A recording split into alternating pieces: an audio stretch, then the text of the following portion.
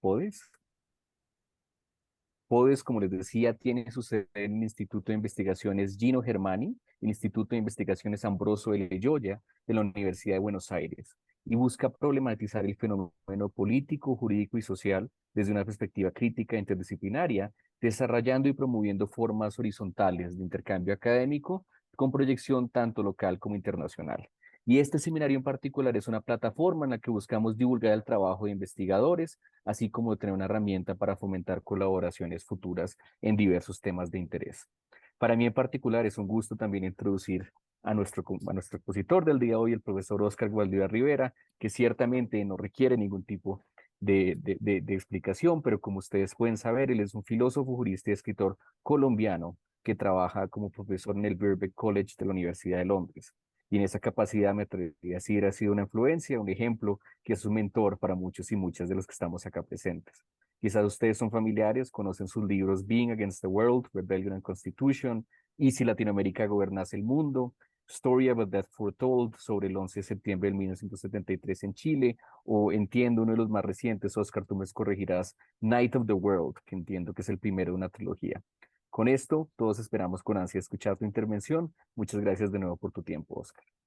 Muchas gracias, Daniel. Gracias, Alexis, y a todas ustedes y a todos ustedes por estar acá. Lo que voy a hacer es muy sencillo en realidad. Quiero contarles un par de anécdotas, un par de historias acerca de quienes me han precedido, Costas y Duncan. Y luego, si tenemos suficiente tiempo, voy a compartirles una parte, unos extractos de un texto en el que he estado trabajando.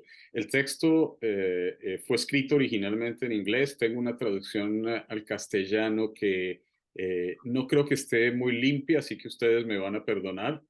No está muy limpia porque, como Daniel dijo antes, últimamente he estado escribiendo ficción y en particular algo de poesía. Y entonces, como me he aburrido solemnemente de las tan solemnes conferencias, últimamente lo que trato de hacer son performances y cosas de esas con mis amigos que hacen música, etcétera.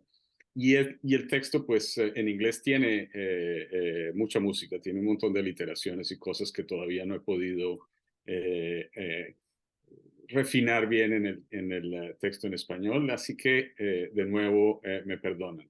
Las dos anécdotas son muy sencillas y tienen que ver con eso que en el título de esta conferencia se llamaba El pasado presente de la teoría crítica, y son, por supuesto, los dos fundadores, cada uno en su feudo, en su territorio del movimiento de estudios críticos y políticos.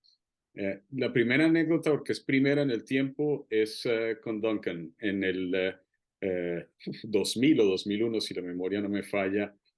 Invité a Duncan a que viniese a Bogotá. En ese entonces yo estaba en el Instituto de Estudios Sociales y Culturales Pensar, que habíamos fundado con varios amigos, entre ellos Santiago Castro Gómez, Eduardo Mendieta, Carmen Millán y otros. Importante porque de ahí, no de Durham, no de Berkeley, salió el giro de Colonial. Y eso importa mucho. A mí me importa mucho, por lo menos. Por supuesto, como suele suceder, pues de a esos árboles muchos se acercan, toman las frutas, algunos se las llevan y hacen con ellos, con las frutas, otras cosas, pero vale la pena hacer esas reapropiaciones de lo extraído. Eh, y vino en esa ocasión Duncan y lo pusimos en escena, en el escenario, con otro amigo, un antropólogo surrealista que trabaja en Colombia desde hace como 50 años, Miguel, nosotros le decimos Miguel, también conocido como Michael Tausig. Y ambos iban a hablar sobre el fetiche. Como ustedes saben, quizás Duncan se habrá referido a eso, buena parte de su teorización crítica sobre el derecho tiene la intención de destruir los fetiches, deshacerse del fetiche, smash the fetish, como dice él. Y fue a eso a lo que Miguel Taussig dio respuesta. No en una conferencia, sino mediante una performance.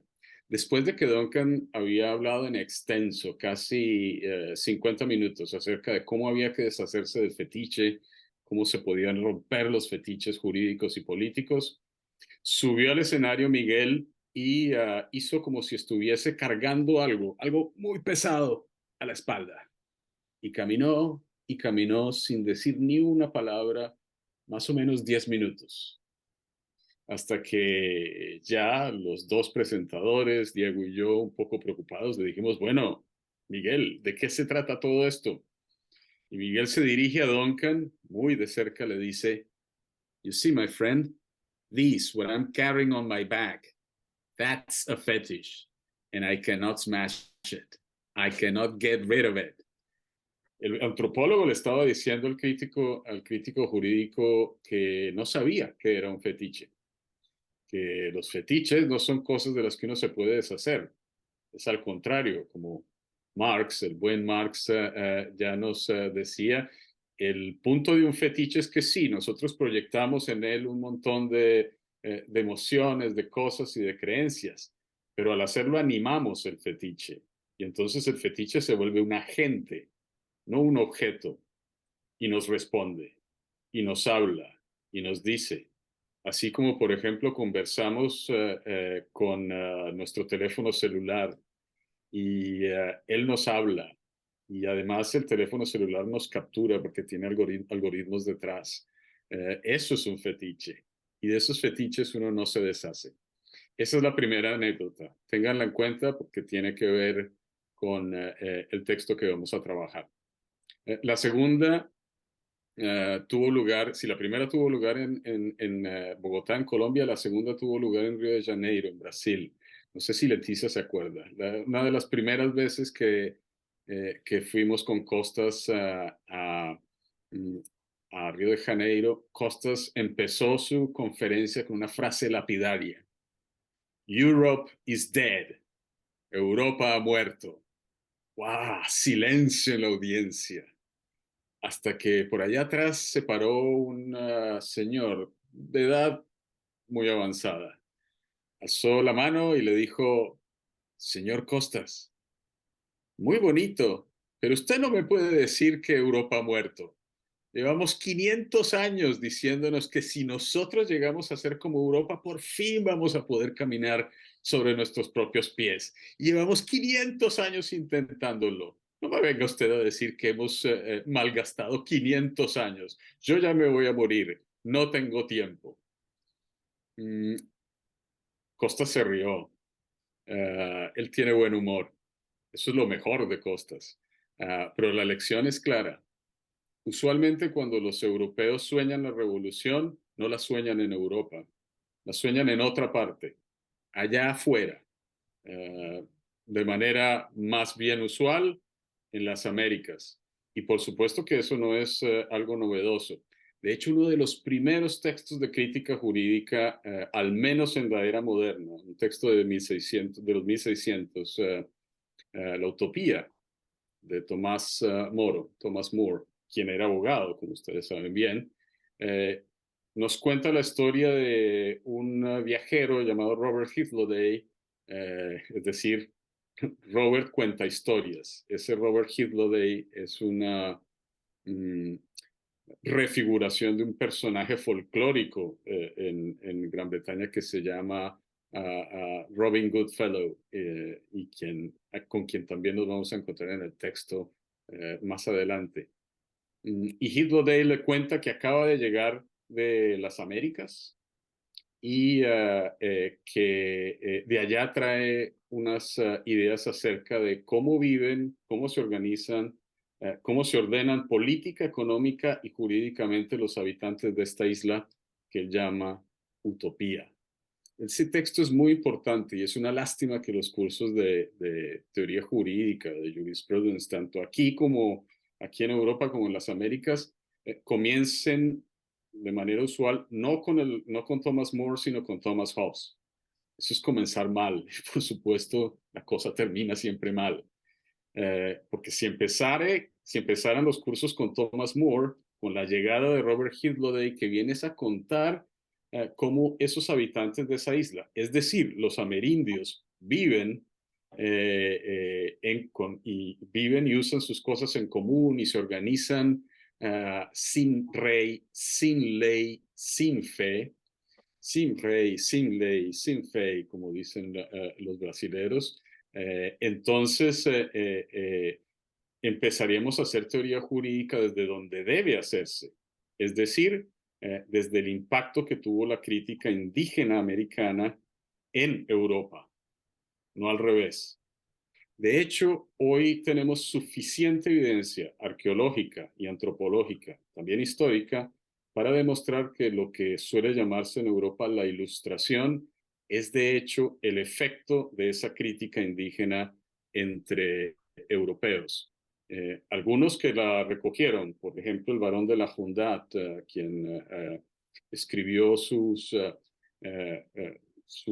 memoria, la memoria de los diálogos que tuvo con un filósofo Wendat, un miembro de un pueblo Anishinaabe en Norteamérica llamado Kandiarunk. Memorias que fueron muy, muy populares y que terminan influyendo a gente como Montesquieu y Rousseau. Esas memorias fueron rescatadas hace poco por un par de amigos. Uno de ellos desafortunadamente ya no nos acompaña, David Graeber y David Wengrow, en un excelente libro que no puedo sino recomendar, que se llama The Dawn of Everything, el despertar de todo, creo que es el título de la reciente traducción en español, en castellano, subtitulado Una nueva historia de la humanidad. Y ellos cuentan la historia de la Hondat y Kandiarunk. Pero así hubo muchos otros, tanto en Mesoamérica como en lo que ahora es América del Sur. Uno de los wordsmiths, uno de los poetas, uno de los hablantes entre los tupí guaraní, es también muy influyente. Dirigió una de las rebeliones desde las reducciones jesuitas en la frontera entre lo que hoy son Brasil y Paraguay, contra los colonos terratenientes buscadores de tierra de la época. Y fue también muy, muy influyente en Voltaire en particular. Sería interesante entonces empezar desde esa otra manera. Y es precisamente en esa, un poco pensando en ese par de ideas, el fetiche y la revolución imaginada siempre en otra parte, que he compuesto un texto algo juguetón, algo poético, algo confuso, algo provocador, que se llama Marx Club. Marx Club is a dance club. El Club de Marx es un club de baile. El Club de Marx es un club de baile, creado por gente común con casi nada en común, aparte del deseo de desfragmentar nuestro hardware cognitivo, divertirnos y tal vez imaginar un comienzo diferente para nuestro arruinado presente. Nuestro objetivo es encontrar análogos entre los movimientos de baile, desde el New Yorican Funk y el K-Punk hasta el K-Pop, el Bugalú, la champeta y el reggaetón, y el mundo de la crisis climática y financiera en el que nunca dejamos de estarnos cayendo. Para pensar y bailar mejor. Ese es el intro. La primera sección se llama Vuelo. Cuando desembarcamos de nuestro vuelo budget en Islas Canarias, el calor atravesó nuestros sentidos como si fuese un potente psicodélico.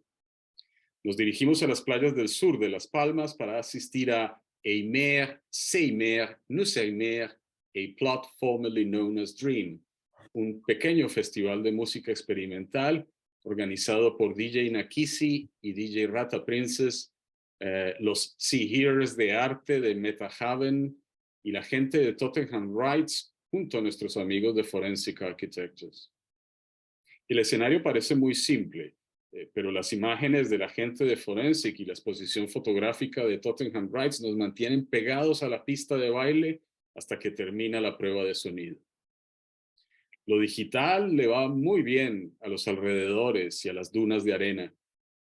Y lo que le falta de dinero y patrocinadores al festival lo ganan con creces con una alineación estelar de DJs femeninas y queer, además de algunos viejos maestros del reggae.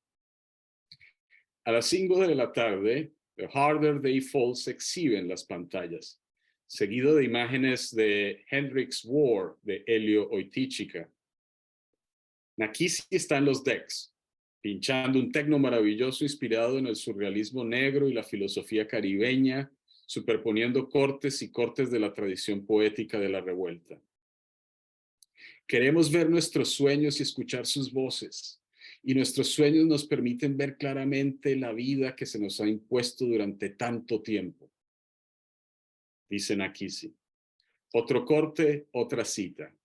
En los tiempos de construcción de mitos después de la guerra, mientras las hordas fascistas se reunían para vomitar su vil espuma, mujeres y hombres jóvenes como nosotras y nosotros se unieron para traer de vuelta la tradición poética de la revuelta. Y también que también resulta ser ética y política, transmitida a nosotros desde los siglos anteriores por los pocos rebeldes que se opusieron a la monstruosa invasión de todo por el dinero e imaginaron lo contrario. A medida que Nakisi va construyendo nuestro estado de ánimo con ritmos de éxtasis y sube el tempo, viene un corte final. Lo útil es una convención. Queremos romper con ella. En el ámbito del buen pensamiento y la investigación maravillosa, enfrentamos a esa realidad y a ese orden la sinceridad que nos permite revelar otra verdad en el amor. Por ejemplo, cómo moverse a través y más allá de las contradicciones obstinadas de la existencia. La contradicción nos parece una función de lo útil. No existe en el amor, no hay contradicciones en el sueño, no existe en la danza. Y nosotros bailamos, seguimos bailando. A medida que el sol se pone, el ritmo se eleva. También lo hacen los vientos alisios que soplan las arenas saharianas desde África Occidental hasta Canarias y desde aquí hasta América Latina. Atraviesan el océano y luego terminan en el Mar Caribe. Es como si los vientos respondieran a los faders en su consola. Nakisi toca un ritmo cósmico, la piel del tiempo, la realidad parpadea, todo vibra, resuena, todo lo que está en el tiempo yendo y viniendo en olas. Las olas crean dominios imaginarios. En ese espacio-tiempo, todo resuena. El sonido es una entidad viva, ecos monde, dice Nakisi. Oír es ver, ver es sentir, dice. Mira lo que piensas, piensa lo que sientes. Este es el Club de Marx, esta isla y las dunas de sonido, como las pirámides de nuestros ancestros nativos que son cámaras de resonancia, o el templo de la serpiente que la gente de Teotihuacán deshizo para hacer espacio y piedra para construir vivienda social. Este es Stonehenge, un sitio de levitación. El sonido funciona como un cuchillo. Atraviesa el sentido del individualismo propietario que nos impuso durante tanto tiempo. Ese sentido romántico que nos dice que la cantante de rock and roll es impulsada por sus demonios y su apetito sexual, y que la creación surge de alguna emoción interior que debe encontrar una salida para ser escuchada, vista o leída. Toda esa inercia banal que uno de nuestros amigos llamó el realismo capitalista. Es al revés, 180 grados al revés. La música se crea y se interpreta con sonido. Nos ayuda a movernos y a pensar bien en un club de baile o en una sala sinfónica, aunque no necesariamente en ambos. Se crean imágenes que encajan y se ven bien en una cueva, tatuadas en la cara de una mujer kibawe brasilera, o fotos en una catedral, en este espacio de galería, en tal y tal pantalla, o en ese vagón de metro, en esta pared, pero probablemente no en todas. Cuando David Byrne y Talking Heads tocaron por primera vez en la sala del CBGB, tuvieron una revelación. Dice David, piensa en el tamaño y la forma de ese espacio. El sonido en ese club era notablemente bueno. La cantidad de basura esparcida por todas partes, los muebles, el bar, las paredes desiguales, torcidas y el techo que se nos venía encima hacían que tanto la absorción del sonido como los reflejos acústicos desiguales sonasen perfectos. Cualidades que uno podría gastar una fortuna para recrear en un estudio de grabación, si es que ello fuese posible, porque en realidad no tienen precio. Es una idea simple, esta cosa de lo invaluable, de lo inapreciable, de lo que no tiene precio sobre la música y la danza. Que en cierto sentido la isla en Canarias, ese club de baile, CBGB y el mundo sin sentido que dio lugar a un poema surrealista sin sentido que Byrne interpretó en vivo en The Colbert Show en 2021 para ayudarnos a darle sentido a nuestro tiempo que parece no tener sentido. La valla, el muro, el espacio, la plataforma y el software que hacen arte. El beat, el reggae y el bajo y la batería, el bass and drums, son esencialmente conjuntos sin líderes que no solo reflejan sociedades igualitarias, sino que también, o que provienen de ellas, sino que también las crean. Ahí está, una política de lo invaluable. Reglas sin reglas. Así es como se baila. Uno se mueve en reglas sin reglas para pensar bien en tiempos de crisis. Se dice que los solos de jazz y la improvisación surgieron para resolver el problema de que las reglas escritas de la creación de melodías significarían que la melodía se agota mientras los músicos tocan. Entonces, para mantener una sección de la melodía que quizás fuese muy popular, en particular para los bailarines que querían seguir moviéndose, los músicos empezaron a improvisar sobre esos cambios de acordes mientras mantenían el mismo ritmo, extendiendo secciones de la música para que los bailarines pudieran improvisar y presumir. Los bailarines estaban cambiando las reglas y el contexto al mismo tiempo. Se estaban cambiando a ellos mismos y a sus alrededores. Lo mismo sucede en clubes como este, donde bailamos rave y grime. Es para bailar, como lo fue el bebop y el hip hop tempranos, los cuales surgieron de clubes de baile de la misma manera, para extender y alargar, de manera que los bailarines improvisaran y se mostrasen. Si uno pudiese crear una filosofía, una estética, una ley y una política a partir del jazz, el rock, el hip hop y el grime, significaría crearla utilizando como medios a las madres de la invención e inventando lo maravilloso a medida que avanzamos y nos movemos. Porque tal música y tal danza, nuestras formas de ver y de movernos, son el resultado de un proceso que utiliza las contradicciones mismas del ser aquí y ahora.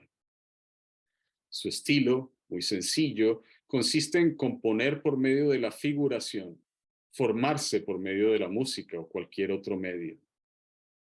Y hay que tener en cuenta que esto también se aplica a la poesía o el teatro, a las emociones y a las imágenes en movimiento. Estos crean en nosotros el sentimiento y la experiencia vivida del momento de la transición. Así seguimos danzando. Los psicodélicos nos ponen en marcha. Piensa en las vibraciones como un proceso a través del cual experimentamos el mundo fuera del lenguaje, fuera del entretenimiento y como una forma material de limpieza, de curación del tiempo. ¿Será que esta simple visión, esto de lo invaluable en música y en danza, esta cosa maravillosa, puede aplicarse a la política y la economía? Las improvisaciones y las elongaciones fabrican eficazmente el espacio y el futuro.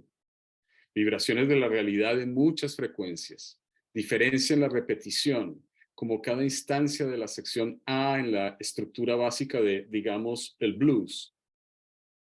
Lo que es crear sentido y nos proporciona una imagen en forma profético-poética, un sentido de orientación que también resulta ser ético y político. Decirlo de nuevo, repetir como se repite una frase en la guitarra, en blues o en los tambores, no es decir lo mismo, ya que las otras instancias son reafirmaciones de diferente realización, diría el músico y pensador de blues al respecto. La diferencia, la orientación, se reflejan en nuestros movimientos de baile, nuestra existencia en azul, que surge de lo mismo en negro, dice de nuevo nuestro amigo músico y pensador. Es danza y música azul y negra en el mismo sentido en que la filosofía en negro es filosofía. Desafía la integridad de la música elevando de manera constante el alcance humano más allá de todo aquello que quiere cerrarlo y encerrarlo. Esta es una de las razones por las que tantos, todos y todas pueden participar y también apreciar la música negra. Incluso cuando los esfuerzos de los blancos en borrar de la historia esas composiciones enmascaran sus orígenes e incluso si la mercantilización fetichista, el control y la monetización de la experiencia oscurecen su eficacia continua para revelar nuevos comienzos. Hacia la mitad de la actuación de Nakisi, Siur y Rata Princess se unen para un set de 3 vías. La luna llena alcanza su cenit sobre la isla. No hay una nube en el cielo, así que estamos bañados en su luz. Luz de estrella, luz de cine. Nakisi corta el ritmo. Un poeta interpreta el libro segundo de Night of the World, intercambiando ritmos con el trío, usando un sampler PO y un sintetizador vocal de Teenage Engineering. Nos quedamos quietos y miramos alrededor, escuchándonos unos a otros. Algunos de nosotros somos nativos, otros son nativos análogos, otros son nativos digitales. Segunda sección, diferentes movimientos. A nadie le gusta esto, lo que simplemente es, susurran aquí sí el micrófono. Simplemente estamos entrenados en la creencia de que esto es todo lo que puede ser. Ella está canalizando a Mark Fisher, lo extrañamos. Muerto por suicidio en enero del 2017. Estos son los años de suicidio y pánico, de protesta y peste. No es de extrañar que tantos se hayan ido. No es de extrañar que haya tanta depresión y miseria mental dando vueltas como un virus. Una mirada eterna ad pessimum parece estar a la orden del día. Con razón. Hoy en día, la ley es una simbiosis entre el capitalismo financiero y la miseria psicológica. Desde el punto de vista de los amos del universo de hoy y sus ingenieros financieros, lo que importa no es la dirección del cambio, sino su volatilidad. Si eso es así, entonces parecería correcto argumentar, como quiero hacerlo, que la esperanza vive en la capacidad de hacer visible la volatilidad e intensificarla, como hacen aquí sí, con sus faders, en su consola. Para eso nos estamos preparando, sabiendo que la capacidad de ganar o perder con una mayor volatilidad es también el sitio principal de la lucha en nuestras sociedades actuales. Estas fiestas, estos raves, son también ensayos, entonces, para la revuelta y la protesta. Visualizamos un movimiento popular amplio para legitimar los actos que son posibles en nuestro nombre. Cuando decimos actos, nos referimos a movimientos laterales, como los pasos cuando uno danza, como por ejemplo turnarse, darse turnos en los círculos punk y breakdance, haciendo movimiento el uno para el otro. El proceso iterativo del ensayo equivale a un ir y venir entre el espectador y el actor, el espectador y el participante, lo que hace que lo espectacular se haga interno a la actuación. La toma de turnos y el cambio de público fue sin duda una característica en los clubes donde bailamos reggae y punk a finales de los 90 en América Latina, desde Barbarie en Bogotá hasta Tingo María en Villa Gesell de Buenos Aires, en los talleres de poesía y videoarte y en el círculo de bailarines de hip hop conocido como cipher o cifrado. El cifrado, la encripción, perdón, el cifrado es lo opuesto a la encripción.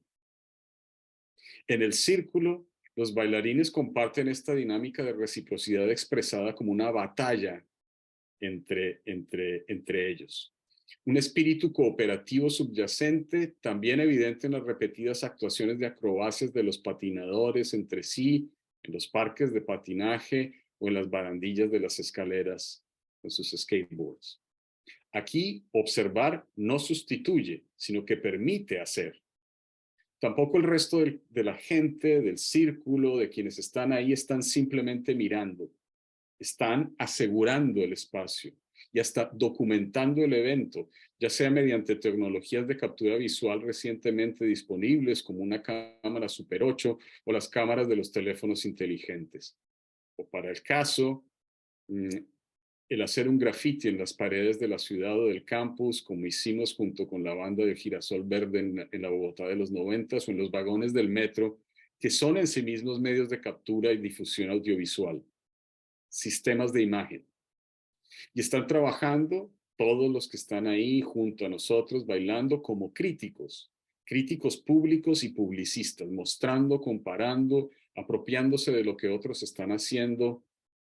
Y por supuesto, el que todas estas prácticas de los años 80 y 90 sean ahora accesibles a través de sitios de hágalo usted mismo, pero comerciales como Vimeo o YouTube, solo habla de las relaciones profundamente imbricadas de producción y circulación, así como de la acumulación, difusión en red y organización de capacidades productivas.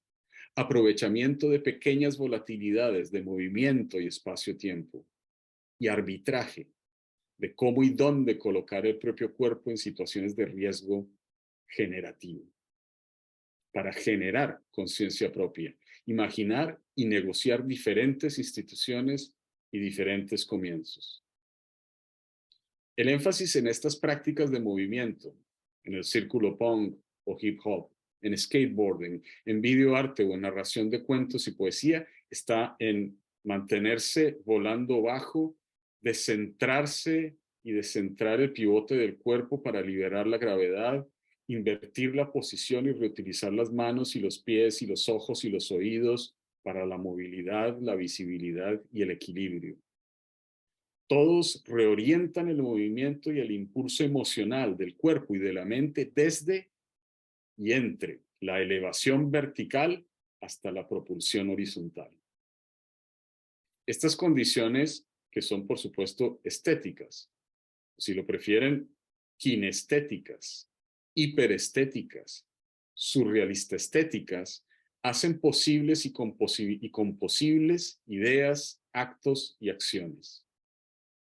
No transmiten forma a la materia que de otro modo sería inerte, sino que nos ayudan a imaginar para que nosotros mismos y otros podamos traducir esa parte de la imaginación en un punto de contacto con relaciones reales.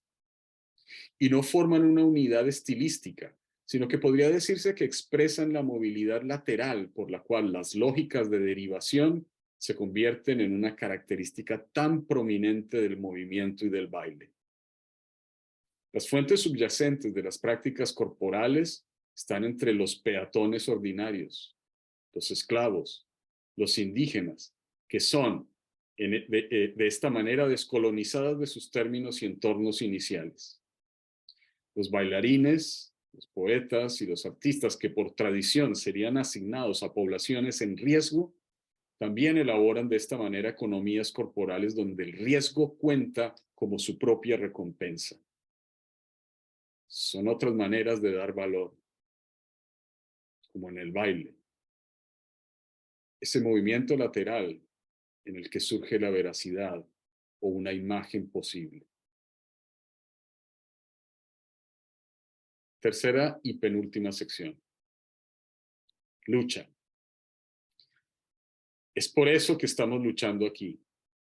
Es por eso que estamos bailando aquí, como si fuese en un ritual de limpieza.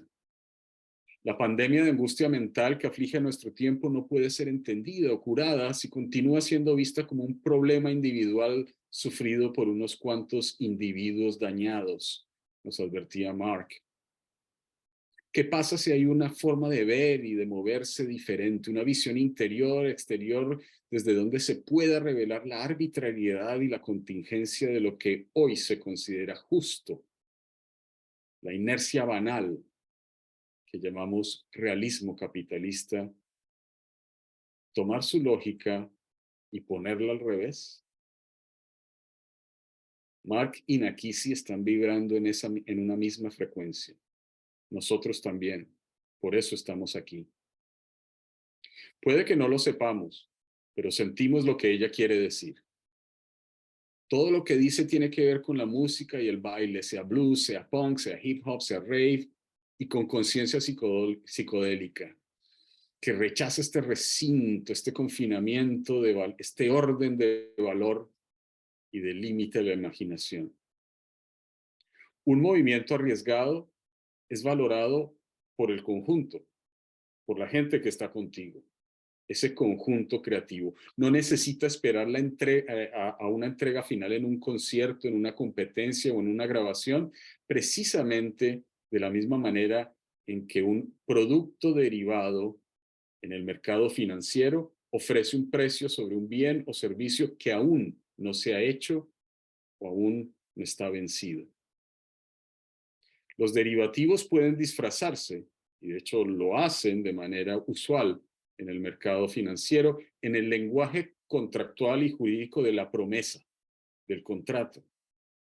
Pero es en el acto de negociar, es decir, un movimiento que quienes negocian o se mueven, realizan de manera continua, es en ese acto en el que realizan una evaluación continua y en tiempo real de sus productos.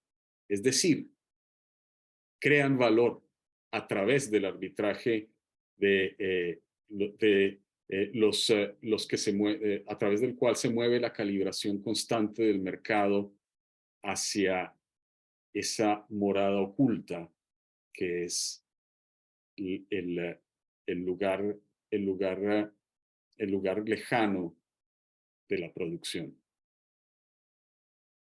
el sótano de la producción. El arbitraje, eso que los ingenieros financieros llaman arbitrage, y que los árbitros de finanzas, los abogados árbitros, llaman también negociación o arbitraje, representa aquí una práctica de juicio, que como ustedes saben viene del latín arbitrare. Pero nosotros queremos hablar de una muy diferente práctica de juicio, diferente de la práctica pedante de los educadores legales convencionales y de la crítica filosófica intelectual. Esta última enfrenta las relaciones recíprocas como si fuese un tribunal. Filosofía se habla de un tribunal de la razón. En derecho, de un tribunal del Estado. En historia se habla de ver la historia como una totalidad desde lo alto de una montaña de visión, como un tribunal o como el mercado. Pero el poder de esa forma de juicio tiende a ser exagerado. Tiene el estatus de un funcionario pretoriano, es forense, lo que significa entonces que hay una crítica que solo ve los fenómenos a través de la lente de la subsunción, de la clasificación magistral, de la discriminación, de la descalificación. Y en ese caso, en el caso de esa crítica pedante, tienes por un lado algo real, movimientos, relaciones reales, y por el otro lado un marco de hábitos de movimiento, pensamiento, imaginación, dejados atrás por el pensamiento tradicional después de su desaparición como una filosofía aceptada, que luego se convierte en una suerte de reflejo reaccionario. Actividad racional, por otro lado, actividad racional por un lado y relaciones reales por el otro. Y en ese caso, en el caso de ese tipo de crítica o de ese tipo de juicio, ambas cosas dejan de ser conmensurables. Dicho de manera más simple, ese tipo de juicio no invita a nadie más a ser parte del baile. Además, no podemos enfrentar el mal que se disfraza hoy en día de promesa forense desde una perspectiva forense. Eso es precisamente lo que nos enseñaron nuestros amigos bailarines en los clubes. Es lo que nos enseñaron nuestros compañeros en el movimiento estudiantil. Eso es lo que nos enseñaron nuestros familiares que cantan en la isla de Papayal, en Colombia. Es lo que nos enseñaron los escritores en las tradiciones poéticas de la revuelta. Es lo que nos enseñaron nuestros compañeros de MoMA Strike y de DTP, y lo que nos enseñaron los jóvenes de la primera línea durante la huelga general del 2021 en Colombia. Eso es lo que nos enseñaron nuestros amigos investigadores de Forensic Architects y Tottenham Rights. Y todo eso que ellos nos enseñaron, que no nos enseñaron en las aulas de derecho ni de filosofía, nos lleva a hacernos una pregunta. ¿Puede la crítica ser también una actividad fantástica? Definitivamente. ¿Pero qué quiere decir ello? ¿Puedo intentar pintar una imagen para mí, para ti, de cómo podría ser una crítica fantástica? ¿Cuál sería esa imagen? ¿Qué estamos pensando aquí? Estamos pensando en varios experimentos con la cuestión del poder de juicio. Eso es lo que Drusilla Cornell nos enseñó. Que en las falsas tradiciones de política, visualidad y jurisprudencia, que no son convencionales o mainstream, sino blancas o whitestream, no figuran ni imaginan, sino que ilustran con imágenes improbables, el juicio pedante mira el acto y las circunstancias que lo rodean como si fuese desde lo alto de una montaña de visión. Luego, busca la ley, el artículo relevante, a menudo en un marco dado de antemano, como un código o un libro deificado. Y entonces sí llega a un juicio. Ese tipo de práctica pedante del juicio cree que el precedente significa lo mismo para siempre, que le va a permitir prevenir o predecir el futuro. Pero por otro lado, hay un juicio fantástico que es de maravillosa precisión, para el cual el objeto nunca puede estar lo suficientemente cerca.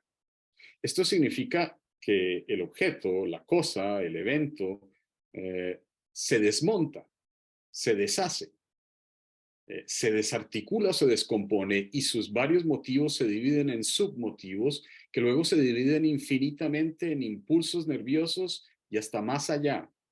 Por ejemplo, en tecnologías de memoria externa, como, por ejemplo, nuestros operadores de bolsillo de Teenage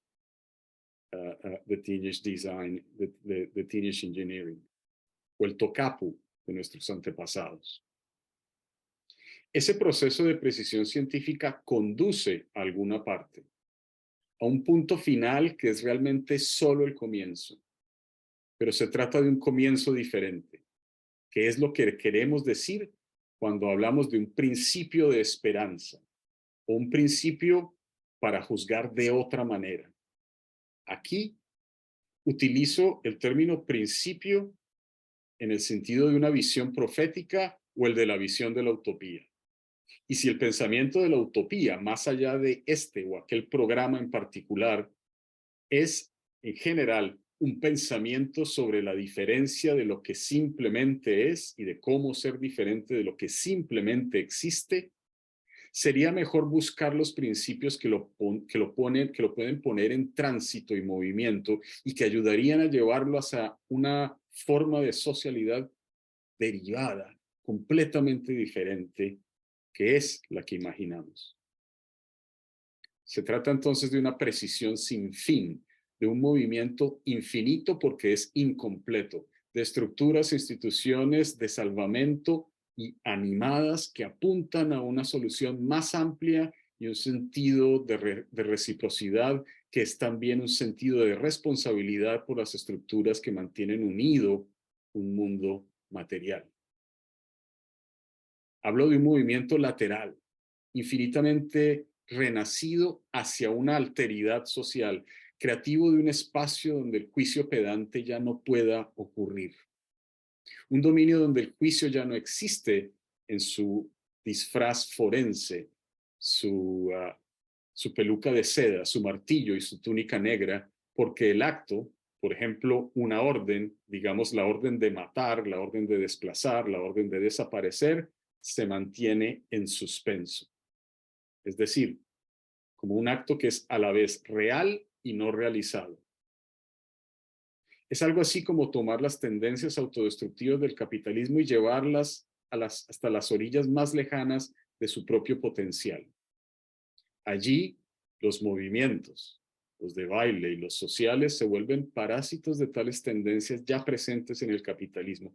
Y allí podemos comenzar a ver una estética diversa como una estrategia para subvertirlo.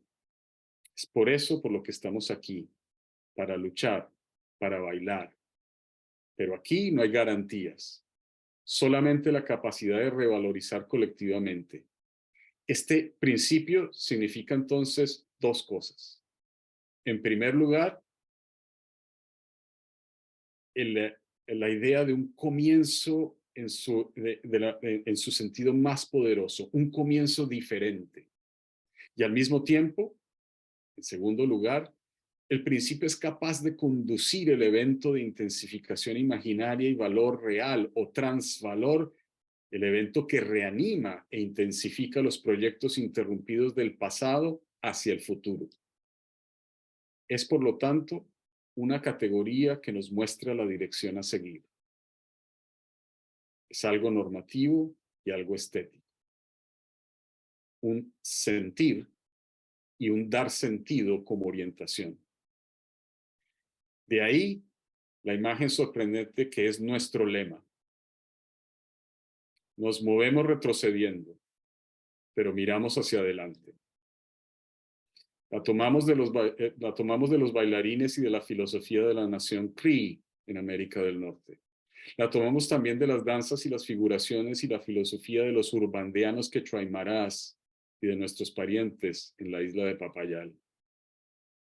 Algunos de nosotros estamos aquí para salvar los valores del comunalismo nativo que prosperan en la supervivencia dentro de la música nativa americana y africana, en su danza y su poesía, todas ellas derivativas, y deseamos recrearlos en otro nivel de tiempo, el del comunismo lujoso y ácido, o el del comunismo alternativo. Somos la imaginación internacional de los sentimientos imperialistas antinacionales. Vamos ahora por la sección final. 10 minutos más y terminamos. La sección final se llama Recuerde que Marx Club is a dance club. Recuerde, el Club de Marx es un club de baile. Al ver el trabajo a través del fetiche y la lente de la mercantilización, Marx relacionó lo micro y lo macro. En un movimiento lateral, enfatizó que la disponibilidad del trabajador para el empleo era una especie de cifra o de encriptación de datos, porque el empleo depende de que él o ella, cuando están desempleados, estén entre los más se cuenten entre los más desfavorecidos de la sociedad. Aquí podemos ver una micropolítica de dominación. Pero Marx también mostró que el papel desempeñado por el trabajador cuando se emplea para la producción de la plusvalía relativa es aumentar la proporción de ese valor acumulado en forma de bienes de producción, ampliando así la división de la sociedad y la desigualdad y empeorando aún más la posición social relativa del trabajo asalariado. Aquí vemos una macropolítica de la explotación. Esto significa que a lo largo del importantísimo análisis de la plusvalía relativa, se da a entender que la mayor parte de la injusticia continúa, es decir, la injusticia que continúa desde la plusvalía creada a través de la anexión o de la anexión de la naturaleza global durante la época colonial y durante la producción capitalista, proviene de sus secuelas en el proceso de acumulación que ahora cabe ver como si fuese una misión histórica civilizadora y el motor fundamental del sistema. Pero como aprendimos de Enrique Dussel y Bob Meister, entre otros, esta implicación de la teoría de la plusvalía no está suficientemente enfatizada ni se encuentra adecuadamente descrita en Marx. En parte, esto tiene que ver con el hecho de que Marx tenía una visión absoluta del antropocentrismo en gran parte de su trabajo, aunque no en todo. Y en parte, porque la visión del progreso como si fuese un hecho que podría derivarse del absolutismo antropológico, o para ser más práctico y preciso, desde la perspectiva lineal de la visualidad y sus secuelas, tiende a oscurecer la posibilidad de que pueda haber un dominio a través y más allá del espacio binario establecido para la política en términos de o difusión revolucionaria, a la manera de un virus, o por el otro lado, la derrota aplastante. Esta discapacidad visual puede corregirse ahora, en nuestra época, después del encuentro entre los movimientos de los bailes precarios, a que me he referido antes, la crítica anticolonial y la teoría de las opciones financieras en nuestras sociedades derivadas en red. Nuestro amigo Bob Meister plantea este punto de manera muy simple, de la siguiente manera. Vale la pena citarlo en extenso. Dice Bob, basándose en su explicación del plusvalor relativo y la ley general de la acumulación capitalista que de él se deriva, Marx desarrolló un marco analítico para vincular las demandas de los sindicalistas, el surgimiento de cooperativas artesanales y de consumo, la acción directa militante de los anarquistas, etcétera, con el proyecto de un partido anticapitalista que a veces podría distanciarse de cada una de esas cosas. Sabía bien que los agravios y las heridas micropolíticas podían, como decimos ahora, volverse virales. Pero en la construcción del poder político de los trabajadores organizados era igualmente importante que los trabajadores pudieran extraer beneficios de la amenaza de la agitación revolucionaria, incluso cuando las huelgas no se extienden y las revueltas no escalan viralmente. Pero al mostrar cómo la lucha política puede aumentar el valor actual de la opción revolucionaria cuando nos encontramos en una época no revolucionaria, Marx a menudo ilustra lo que significaría ir más allá de las alternativas binarias del contagio o la derrota. Hasta aquí, Bob. Creemos con él también que podríamos ir más allá de las alternativas binarias en un conjunto más amplio y diferente de lógicas binarias, incluyendo las oposiciones entre lo colonial y lo decolonial, y muy importante, dado el clima actual de la historia, entre la cultura y la naturaleza. Por un lado, y para ir terminando, hagamos entonces un movimiento lateral. El argumento es en este punto, es acerca de cómo la lucha política puede aumentar el valor actual de una opción histórica. Por ejemplo, una demanda de justicia transicional,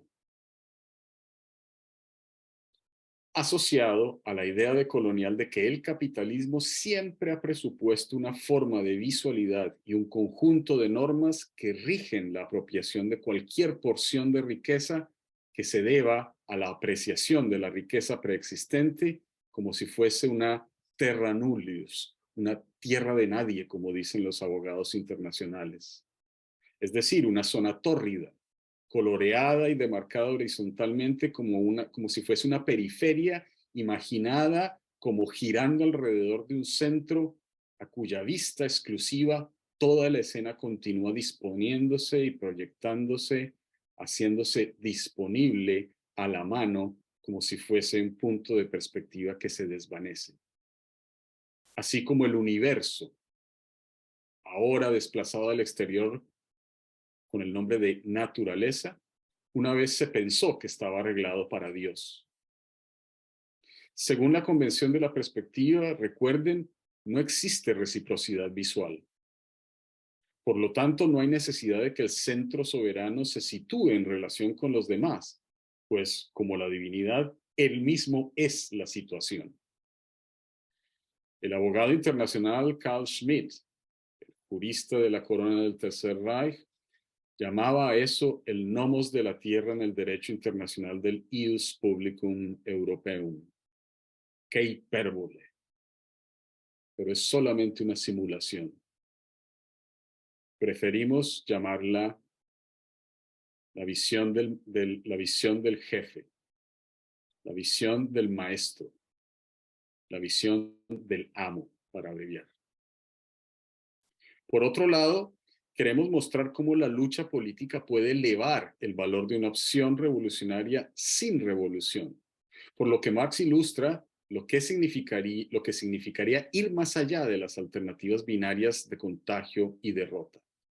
Esta idea puede iluminarse y explicarse mejor gracias a las ideas que han venido surgiendo en la vanguardia de la antropología y la arqueología. Por ejemplo, el registro arqueológico actual muestra que los collares de piedras brillantes, los llamados wampum, las monedas e incluso el dinero son, de hecho, tecnologías visuales que hacen visible para quienes invierten en ellas la distancia que existe entre lo que hace falta en su situación actual y la plenitud del ser que anhelan. De esta manera, la esperanza y el coraje republicanos podrían reinventarse en el siglo XXI como formas de hacer presente lo que se encuentra entre la falta percibida y la plenitud imaginada, esa distancia que tendemos a llamar justicia, y encarnar esa imagen en una orientación que requiere una idea estética. Una con el poder no solo de romper con lo que es justo aquí y ahora, la situación de carencia que percibimos hoy, como diría Ernesto Laclau, sino también a partir del carácter intenso e intensificador de las pruebas que nos llegan del pasado, de esa evidencia que nos llega del pasado y que nos dice que no solo puede ser, sino que las cosas han sido ya diferentes. Y esa evidencia nos ayuda a atender el llamado a la justicia. Imaginar no es entonces imaginar un futuro diferente. No protestamos las más de las veces porque imaginamos un futuro diferente. Protestamos para salvar en el presente lo que está más cerca a nuestros corazones, a nuestros ojos y a nuestros oídos, a aquellos quienes rehusamos a seguir la lógica de lo corriente y de lo presente. Nos movemos hacia atrás, mirando hacia adelante. Nuestros ojos y oídos, nuestro corazón y nuestras mentes se dedican así a llevar ese comienzo diferente hacia el presente y el futuro. Y mientras hacen lo anterior, los activistas aprenden, al igual que los bailarines, que el punto final no es el conjunto binario postulado como ganar o perder, como contagio y revolución, o derrota y contrarrevolución, sino también, o más bien, la posibilidad real de extraer un beneficio de la amenaza de agitación revolucionaria. Incluso cuando la huelga, la lucha armada o la protesta no se extienden o no escalan viralmente o parecen intrascendentes. Eso es lo que hemos visto suceder durante la ola más reciente de protestas globales y huelgas que aún continúan. como lo ejemplifica el canto "Sin justicia no hay paz" durante las protestas de Black Lives Matter entre el 2020 y el 2023, o el "No hay justicia, solo nosotros", "No justice, only us", de Tottenham Rights, y la huelga general del 2021 en Colombia, y como lo hizo visible el movimiento de huelga de MoMA este año. En esos casos, los actores de imagen, los espectadores y los participantes estaban haciendo evidentes, visibles y presentes las lecciones de las crisis y los bailouts del 2008 y el colapso de la pandemia. Ahora que estamos fuera de nuestros confinamientos, la visión y los movimientos de los clubes subterráneos y el espacio de las galerías comienza a confundirse, a confundirse con el tiempo y el espacio de la calle y de Wall Street. Debido a que todos nos estamos convirtiendo en una suerte de prisioneros a lo Hermann Hesse o parásitos a lo Sears, ahora podemos pasar a la melodía de The Killers y preguntar: ¿Are we human or are we dancer? Dejémoslo ahí.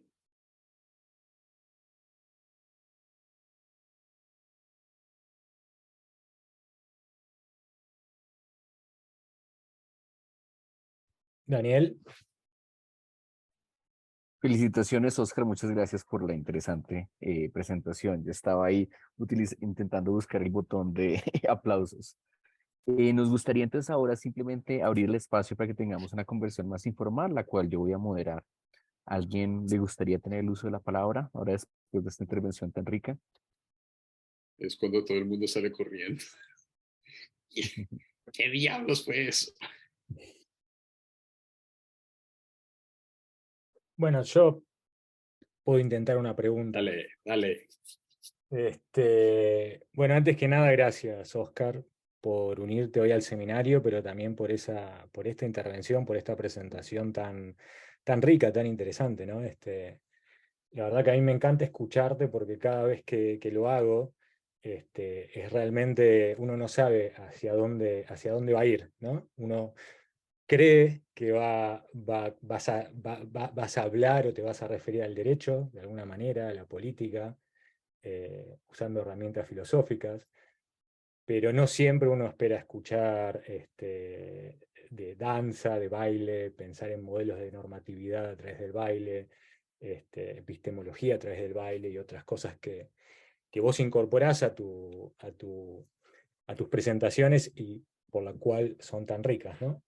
Tengo dos preguntas. La primera tiene que ver justamente con este uso del baile, ¿no? Para pensar diferentes cuestiones, ¿no? Para pensar epistemologías alternativas, para pensar en movimientos, entre paréntesis, políticos laterales, pero también para pensar en modelos de normatividad alternativos y modelos de revuelta, ¿no? Por un lado son todas imágenes muy ricas, ¿no? Y eso es lo interesante, me parece, que estás haciendo aquí, traer el baile para pensar estas cuestiones, pero al mismo tiempo algunas de estas imágenes parecen también antitéticas, ¿no? Pensar un modelo de normatividad a través del baile al mismo tiempo que pensar un modelo de revuelta a través del baile, en principio puede parecer antitético. Entonces te quería pedir que por favor desarrolles cómo se da esa articulación, ¿no? Cómo pensar un modelo de normatividad alternativo y un modelo de revuelta, si se quiere, a través del baile, sin que hagan fricción, ¿no? Sin que haya una fricción entre estas cuestiones. Y la segunda pregunta tiene que ver con, bueno, algunas discusiones que hemos tenido en el pasado, ¿no? Que se pueden resumir en, bueno, en cómo pensar, ¿no? La crítica como una actividad fantástica, ¿no? ¿Cómo hacer para que esta crítica como actividad fantástica no se termine convirtiendo en una actividad fantasmática? Es decir, en una actividad que no tiene encarnadura en la realidad, en una crítica sin dientes, en una crítica que se espectraliza, ¿no? Un poco lo hemos discutido a través de la imagen de la utopía, tal vez, o tal vez a través de discutir, si se quiere, también el trabajo de Costas, ya que lo trajiste, o de Drusila Cornell, ¿no? Cómo hacer que estas imágenes de libertad no solamente sean imágenes, ¿no? Y se conviertan en una herramienta para pensar en luchas políticas en el presente, ¿no? Vos hablaste de Robert de Bob Meister, ¿no? Y él muy bien lo dice, ¿no? Cómo ciertas formas de justicia, como ciertas formas de pensar la justicia, como la justicia transicional, por ejemplo, se convierte en una herramienta para diferir la justicia, ¿no? Hacia el futuro, siempre, ¿no? Y una justicia que está por venir, para parafrasear, si se quiere, a Derrida también. Entonces, ¿cómo hacer que todas esas imágenes tan inspiradoras, si se quiere, para pensar en modelos de justicia, no terminen estando más allá, ¿no? Y puedan ser traídos al más acá del presente? ¿No? Esas son mis dos preguntas. Y bueno, nuevamente gracias por tu intervención tan rica, Oscar. A ti, Alexis, muchas gracias y como Oscar, siempre. disculpa, ¿te molestaría si tomamos de pronto varias preguntas? Creo que Leticia tiene la Ok, mano levantada. muy bien. Sigue, Leticia. Disculpa, Oscar. ¿Puedo hacer la pregunta en inglés? Porque no sé más hablar en español. ¿Puedo? ¿En Claro que inglés? sí, of En course. portugués, como quieras. É português? Portugués, Leti, también, puede ser, sí. Português, pode ser? Sí, sí. Pode? Não, eu estava pensando eu vou falar devagar. O que Alexis disse na primeira pergunta dele sobre a ideia de modelo. Que é engraçado que sempre quando a gente fala em movimento, eu acho que a sua fala me desloca, ela já é um movimento em si. Então, o pensamento ser um movimento, para mim, isso já basta, eu não preciso pedir um modelo, porque eu acho que a mudança está justamente nessa capacidade de primeiro fazer do pensamento um movimento. E eu senti isso na sua fala. Você fala de dança, mas a sua fala é uma dança. E aí o que eu fiquei pensando, quando a gente pensa em direito e política, e essa ideia de tentar trazer o movimento de novo para o direito e de novo para a política, a primeira questão que vem na minha cabeça é como a gente pensa o direito e a política. Porque direito e política, o movimento, ele está ali. O problema é que no pensamento a gente tira o movimento. Então, na verdade, é como se a gente geralmente pensa, o poder vem na frente. Não, na verdade, é o movimento que vem na frente e o poder, de certa forma, vem para reprimir esse movimento, e todo o nosso pensamento foca na repressão e esquece o movimento. Então, enfim, gostaria de ouvir um pouco assim, nesse sentido. E eu acho que a gente tira o movimento do direito e passa a vida inteira tentando colocar de volta o movimento que já estava lá desde o início. Muito Muchas obrigado. gracias, Leticia. Obrigado, Leticia. Leticia ya respondió la primera pregunta de Alexis, en buena medida. Es cierto, entonces puedo unir las dos. Es cierto, la idea además no es una idea, el movimiento, en este caso, está él mismo encarnado, imbricado en la manera como hablo, porque esa es la manera en que pienso, pero eso no es algo individual. Esto es generalizable. El pensamiento es movimiento, el lenguaje es movimiento, y aquí movimiento también puede entonces hacerse valer en términos de sus muchos significados. El movimiento en la danza o el movimiento social. Y Leticia tiene razón. Es muy curioso que cuando pensamos movimiento, usualmente el enfoque, y es una manera de ver, el enfoque está en aquello que reprime el movimiento y no en el movimiento mismo. Por ejemplo, la manera en que enseñamos teoría jurídica es pésima. Enseñamos teoría jurídica como si fuese una sucesión de movimientos. Y así se lo explicamos a los estudiantes. Aquí están los positivistas, aquí los naturalistas, aquí el derecho y economía, y aquí está este otro modelo, esta otra caja llamada Critical Legal Studies. Y usted elija la que quiera. Esa imagen de un supermercado de las ideas es, por supuesto, el peor reflejo. Es decir, es una foto de la sociedad actual, de la sociedad capitalista, el supermercado en el que la libertad se reduce a poder elegir entre las distintas latas de la misma sopa. Y eso carece de sentido. Y eso tiene mucho que ver con lo que podemos aprender y agradecer, pero también criticar a los padres fundadores, y son padres, ojo, son patriarcas de la teoría crítica jurídica. Cuando Costas hace su explicación usual acerca de la historia de la crítica del derecho, siempre la hace en términos de stages. Siempre la hace como si fuese una sucesión de movimientos, una sucesión que no es un movimiento. Una sucesión es un conjunto cerrado. Y en ese momento la crítica, digamos que se vuelve ella misma o apela a su propia ineficacia. Y es en ese momento en el que se vuelve fantasmal, que se vuelve una pura idea abstracta que no tiene contacto con la realidad.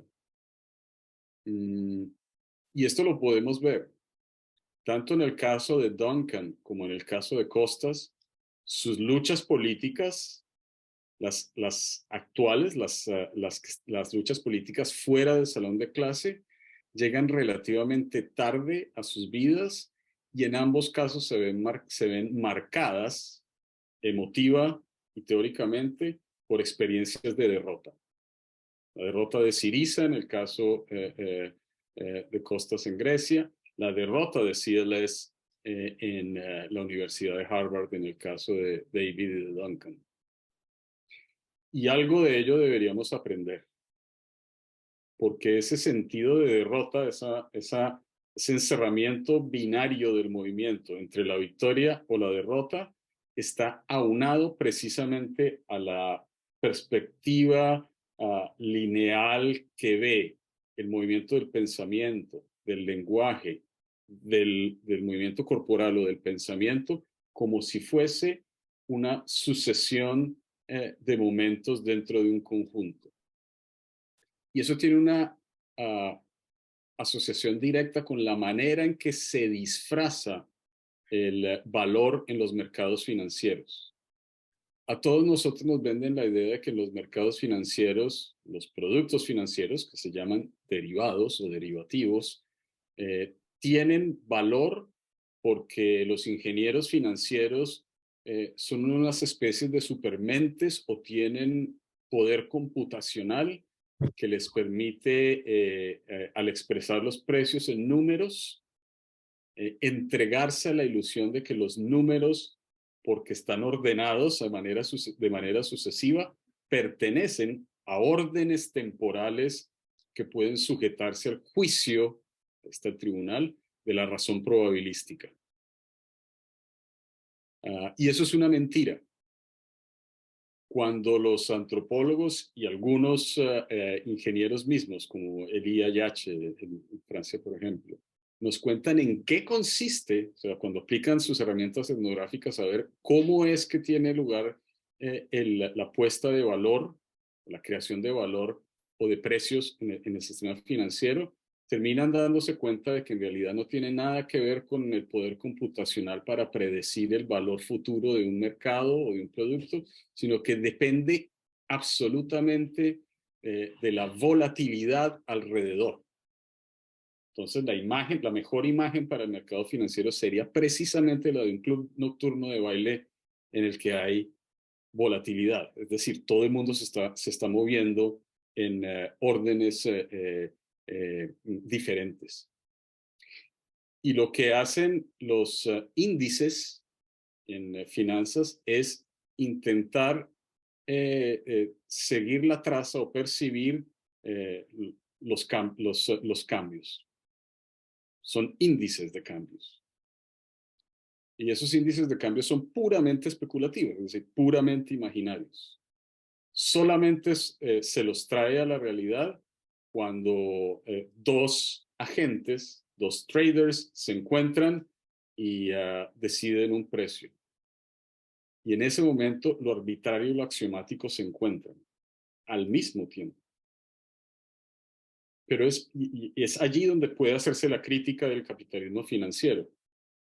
El capitalismo financiero es, porque es tan dependiente de la volatilidad alrededor, es claramente autodestructivo y es consciente de su carácter autodestructivo. Y esto fue lo que aprendimos, y lo estamos olvidando, en el 2008.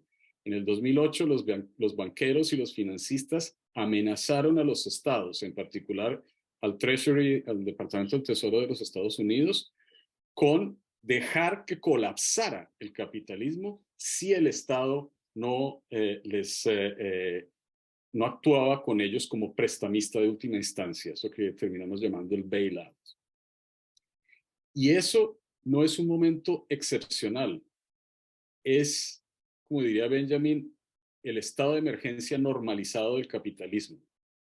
Así, por ejemplo, una línea aérea de bajo costo en Colombia se quiebra, como sucedió hace 2 semanas, y al explicar por qué se ha quebrado, le echa la culpa al gobierno, en este caso un gobierno progresista de izquierdas, entre comillas, porque ese gobierno no les dio el dinero que necesitaban para seguir. Lo vemos en el caso de la salud privatizada en Chile, en Colombia, aquí en Gran Bretaña, donde se está privatizando. A la gente le dicen privatizando y luego le dicen que puede elegir entre la salud privada, entiéndase de mayor calidad, y la pública, entiéndase de menor calidad. Pero en realidad no hay tal cosa como la salud pública, la salud privada, perdón. Las empresas privadas que prestan salud son en verdad simplemente empresas que prestan servicios de bajo costo y que cuando se trata de los de alto costo lo hacen apoyados en el dinero del Estado, es decir, en los dineros de todos. Por ejemplo, la compañía privada más grande de prestación de salud en Estados Unidos se llama Centene y es la más grande porque la mayor parte de los servicios que ofrece corresponden a los programas públicos, es decir, estatales, de Medicaid y del Affordable Care Act. Dicho de manera muy simple, el Estado, ¿quién dijo esto? El Estado consiste en un comité que maneja los dineros públicos para pasarlo a los cofres privados. Así de simplista es la situación. Pero, y este es el twist interesante, dado que el capitalismo ha demostrado ser vulnerable al amenazar con su propio colapso al Estado y ganar, o sea, beneficiarse económicamente de esa amenaza, los movimientos sociales anticapitalistas podrían hacer lo mismo. Podrían crear volatilidad, por ejemplo, al protestar en la calle, mantener la protesta en la calle, escalar la protesta en la calle hasta el punto en el que la volatilidad se hace tan intensa que los inversionistas y los dueños del capital están dispuestos a pagar un precio aquí y ahora para responder a una demanda social o de justicia histórica o de justicia transicional para que el movimiento posponga el momento de la revolución. Dicho de otra manera, la capacidad de deferir el momento del fin, la revolución, en el tiempo de la que se beneficia el capital puede también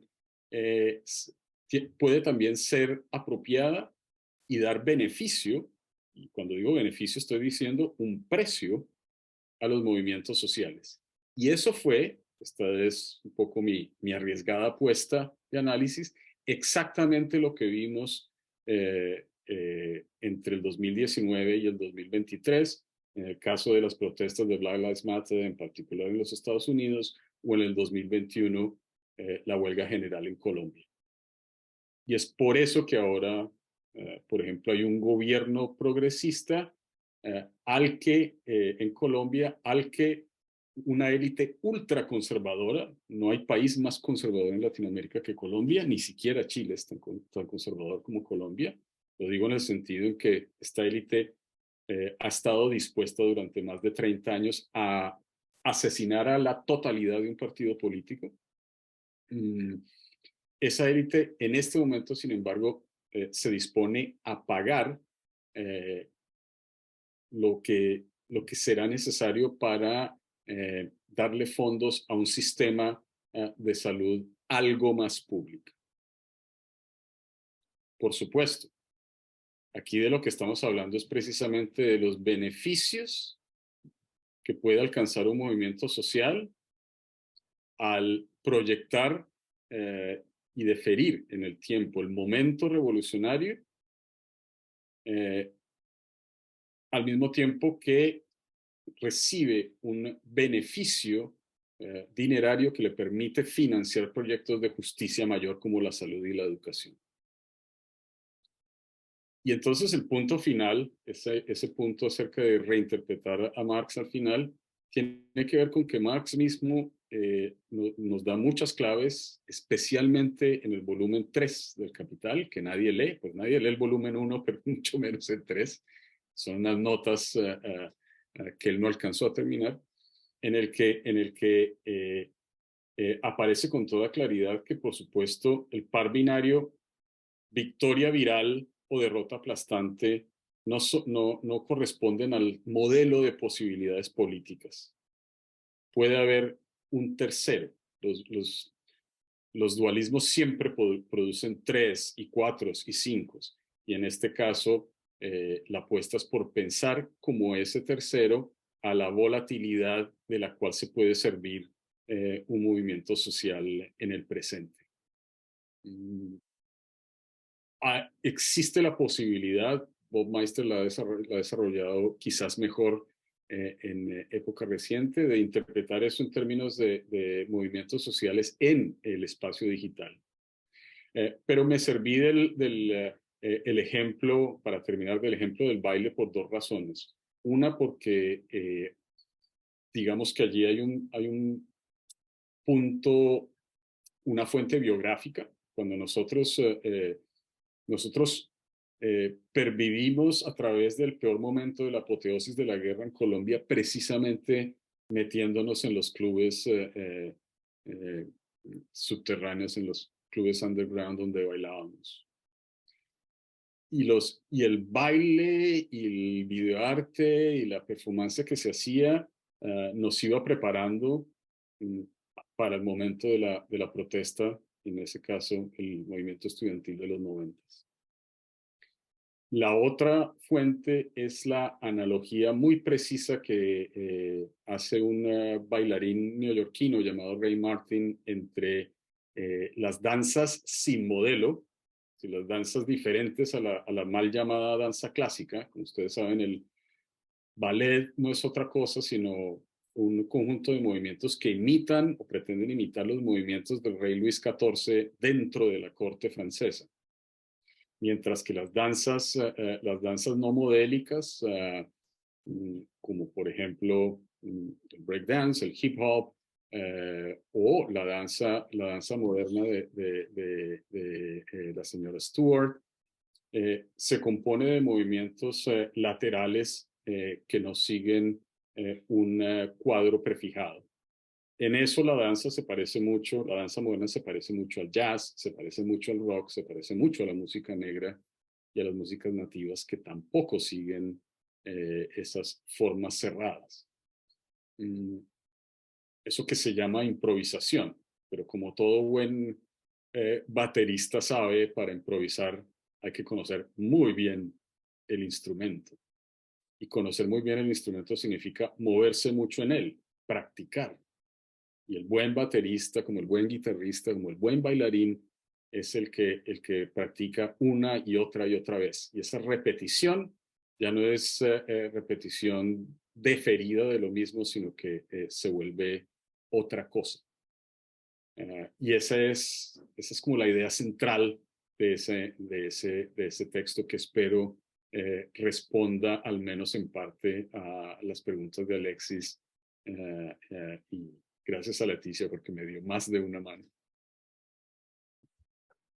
Gracias, Oscar. Estamos en horario, pero bueno, si hay alguna pregunta más, tal vez podemos tomar una última pregunta y después ya ir cerrando.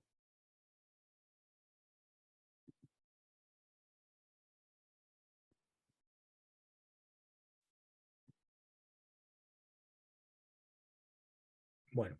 Parece que no. Entonces déjame terminar muy rápido hablando del futuro de los estudios críticos jurídicos. Si el pasado es precisamente este par de padres fundadores que al haber pasado por la experiencia de la derrota, terminan proyectando en sus en sus modelos, o convirtiendo el movimiento de estudios jurídicos críticos en modelo que se enseña ahora como tal, con lo cual se lo domestica. Quizás el futuro de los estudios críticos en política, en derecho, en economía, tenga que ver más bien con la lateralidad de los movimientos sociales. Fíjense que no dije verticalidad u horizontalidad, sino lateralidad. Y ello, al menos en lo que hace a nosotros, investigadores y educadores que necesitan educarse, o que necesitamos educarnos, tiene que ver, a mi parecer, con un necesario acercamiento entre el lenguaje jurídico y el muy extraño lenguaje de las finanzas, que nos es extraño simplemente porque nos es poco familiar. Dicho de otra manera, en este momento nosotros, los juristas críticos y activistas, como el resto de la población en general, nos encontramos enfrentados a ese mundo, ese espacio llamado el mercado financiero, que es por supuesto el motor de la sociedad capitalista tardía, de la misma manera o de una muy similar a como se encontraban los laicos al final del medioevo, enfrente de un clero que hablaba en latín, que le daba la espalda a la iglesia en el templo y que utilizaba toda clase de humo y espejos, literalmente en las catedrales góticas, para dar la sensación de espectralidad y de espiritualidad a la que se refería Alexis. Entonces, si ese es el caso, entonces nuestra tarea es familiarizarnos, aprender y criticar el lenguaje y las imágenes que se usan en el mundo de las finanzas. Y por supuesto, ello no es tarea fácil. Empezar a hablar de pools, de calls, de derivatives, de tokens, empezar a ver cómo eso se imbrica con el ascenso de tecnologías digitales de datificación, de encriptación, etcétera. Creo que es ahí donde está el futuro de los estudios jurídicos críticos. Y en ese sentido ya hay buenos ejemplos. Me referí antes a Bob Meister, quien publicó el año pasado un excelente libro que recomiendo llamado Justice is an Option. Pero también más cerca de las Américas, Ricardo Sanín Restrepo, un muy interesante teórico jurídico, quien ha venido trabajando algo que él llama la teoría de la encriptación. Y aunque quizás él lo hace a partir de una lectura del ready to handedness, el listo a la mano, la disponibilidad de Heidegger. Yo no soy un heideggeriano ni mucho menos, pero creo que llega a un momento en el que jugando con el lenguaje empieza a presentar una teorización a la manera que se refería a Leticia. Lenguaje en movimiento, pensamiento que es movimiento. Y por supuesto allí hay también otras lecturas de gente como Gilles Deleuze o como Pierre Klossowski, para quienes prefieren la filosofía afrancesada, que pueden ser muy útiles. Para terminar, la tarea es entonces un poco también leernos a nosotros. Para mí fue muy importante el ejemplo de Drusilla Cornell, quien termina siendo mejor teoría política y jurídica cuando empieza a leer a John Rawls y a Dworkin, fue mi profesor, y a otros, desde la filosofía caribeña. Y empieza a encontrarse por ejemplo, en el John Rawls de la posición originaria, más bien una posibilidad más interesante de la facultad de la imaginación kantiana. Allí hay posibilidades para futuros más interesantes de los estudios jurídicos. Y por supuesto, y en esto no deberíamos tener vergüenza alguna, la idea de la crítica anticolonial, o el llamado giro decolonial, tiene mucho que dar todavía, pero habría que rescatarlo de manos de quienes lo han convertido en una suerte de corrección política, ¿no? Eso que pasa en nuestras facultades y universidades, sobre todo en el norte global, cuando alguien dice hay que descolonizar el syllabus, pues lo que hacen es nombrar un decano de descolonización, lo que por supuesto no hace nada. Pero ese es otro tema y para eso necesitaríamos otra sesión. Así que permítanme dejarlos con mi gratitud, porque soy yo quien aprende de ustedes, y en particular por su paciencia, porque me dejaron juguetear un rato junto a ustedes, que es últimamente todo lo que me interesa. El espíritu de la seriedad cada vez me abandona más. Así que muchísimas gracias a todos por escuchar y por participar, y espero que sigamos bailando. Bueno, podemos cerrar entonces perfectamente tu exposición con esas palabras. Sigamos bailando. Sigamos bailando la próxima con otro seminario dentro de un mes. Así que, bueno, quienes se inscribieron para este seminario pueden recibir las noticias de los próximos seminarios a través de Twitter o a través de la página del PODES. Así que háganlo, por favor. Y bueno, nuevamente agradecerte, Oscar, agradecerle, bueno, a los miembros del grupo también, y a quienes se inscribieron. Y bueno, esperarlos para la próxima. Muchas gracias. Adelante, ¿eh? Hasta Gracias. pronto. Chao.